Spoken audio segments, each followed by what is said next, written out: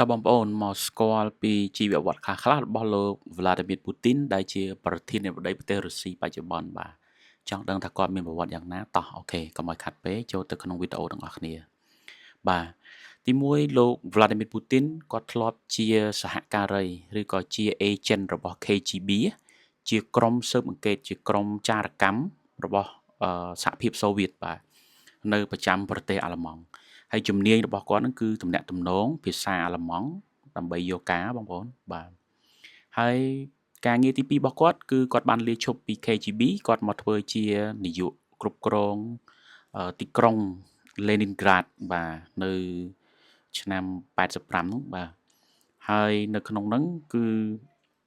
គាត់បានក្លាយទៅជាចៅហ្វាយក្រុង Leningrad នៅឆ្នាំបន្ទាប់នឹងដែរបាទ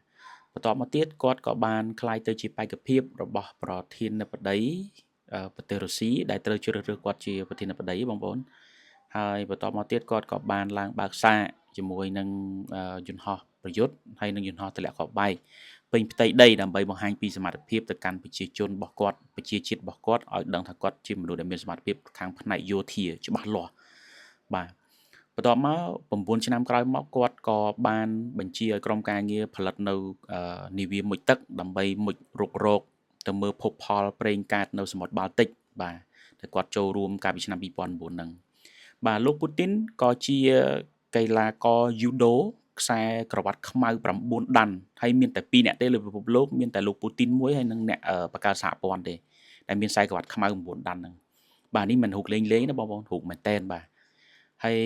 នេះគឺជាធម្មជាតិដែលគាត់បានចូលចិត្តបងប្អូននៅលើទឹកដីរបស់សហភាពអឺរ៉ុបគឺមានធម្មជាតិស្អាតបាតអញ្ចឹងហើយមិនថែមតែប៉ុណ្ណោះទេលោកពូទីនក៏គាត់ចូលចិត្តស្ទូចត្រី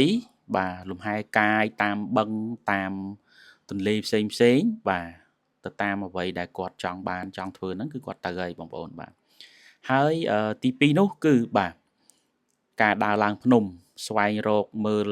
តំបន់ភូមិសាស្ត្របាទមានរ៉ែមានភពផលទុនធានធម្មជាតិអីខ្លះអញ្ចឹងគាត់ចូលចិត្តគាត់ដើរអញ្ចឹងតែម្ដងបាទហើយកីឡាបន្ទាប់ដែលគាត់ចូលចិត្តហ្នឹងគឺបាញ់ព្រួញបាទប៉ុន្តែមិនចូលចិត្តដូចយូដូទេបងប្អូនយូដូគាត់ហាត់បានរហូតដល់ខ្សែគាត់ខ្មៅ9ដាន់ណាមិនមែនធម្មតាទេ